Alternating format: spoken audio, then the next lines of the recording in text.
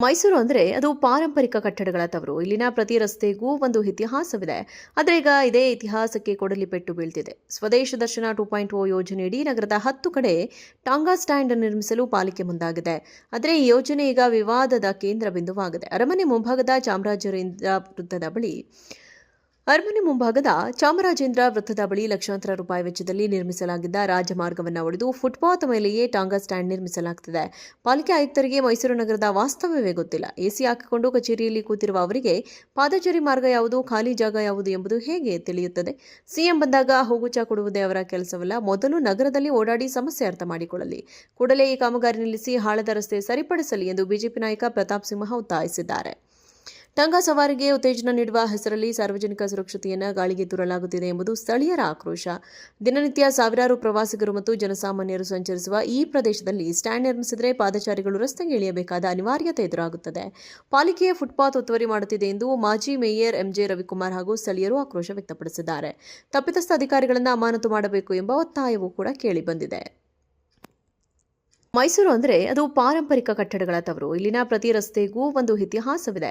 ಆದ್ರೆ ಈಗ ಇದೇ ಇತಿಹಾಸಕ್ಕೆ ಕೊಡಲಿ ಪೆಟ್ಟು ಬೀಳ್ತಿದೆ. ಸ್ವದೇಶ ದರ್ಶನ 2.0 ಯೋಜನೆಯಡಿ ನಗರದ 10 ಕಡೆ ಟಾಂಗಾ ಸ್ಟ್ಯಾಂಡ್ ನಿರ್ಮಿಸಲು ಪಾಲಿಕೆ ಮುಂದಾಗಿದೆ.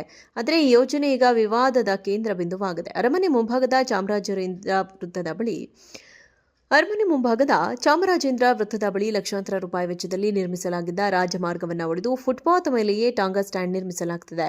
ಪಾಲಿಕೆ ಆಯುಕ್ತರಿಗೆ ಮೈಸೂರು ನಗರದ ವಾಸ್ತವವೇ ಗೊತ್ತಿಲ್ಲ. ಎಸಿ ಹಾಕಿಕೊಂಡು ಕಚೇರಿಯಲ್ಲಿ ಕೂತಿರುವ ಅವರಿಗೆ ಪಾದಚಾರಿ ಮಾರ್ಗ ಯಾವುದು, ಖಾಲಿ ಜಾಗ ಯಾವುದು ಎಂಬುದು ಹೇಗೆ ತಿಳಿಯುತ್ತದೆ? ಸಿಎಂ ಬಂದಾಗ ಹೋಗುಚಾ ಕೊಡುವುದೇ ಅವರ ಕೆಲಸವಲ್ಲ. ಮೊದಲು ನಗರದಲ್ಲಿ ಓಡಾಡಿ ಸಮಸ್ಯೆ ಅರ್ಥ ಮಾಡಿಕೊಳ್ಳಲಿ. ಕೂಡಲೇ ಈ ಕಾಮಗಾರಿ ನಿಲ್ಲಿಸಿ ಹಾಳದ ರಸ್ತೆ ಸರಿಪಡಿಸಲಿ ಎಂದು ಬಿಜೆಪಿ ನಾಯಕ ಪ್ರತಾಪ್ ಸಿಂಹ ಒತ್ತಾಯಿಸಿದ್ದಾರೆ.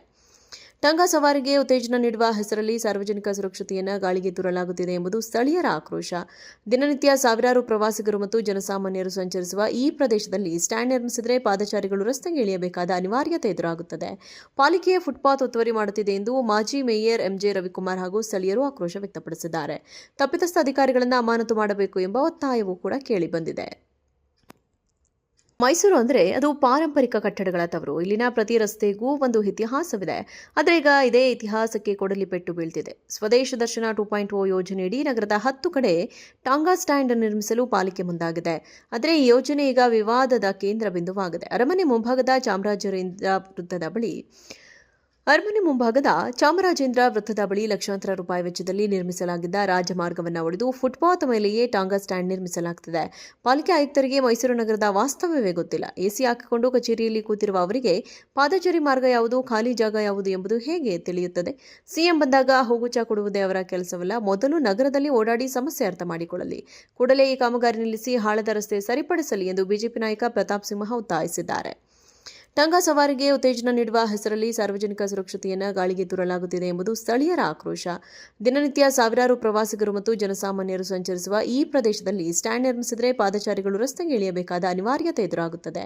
ಪಾಲಿಕೆಯ ಫುಟ್ಪಾತ್ ಒತ್ತುವರಿ ಮಾಡುತ್ತಿದೆ ಎಂದು ಮಾಜಿ ಮೇಯರ್ ಎಂಜೆ ರವಿಕುಮಾರ್ ಹಾಗೂ ಸ್ಥಳೀಯರು ಆಕ್ರೋಶ ವ್ಯಕ್ತಪಡಿಸಿದ್ದಾರೆ. ತಪ್ಪಿತಸ್ಥ ಅಧಿಕಾರಿಗಳನ್ನು ಅಮಾನತು ಮಾಡಬೇಕು ಎಂಬ ಒತ್ತಾಯವೂ ಕೂಡ ಕೇಳಿಬಂದಿದೆ.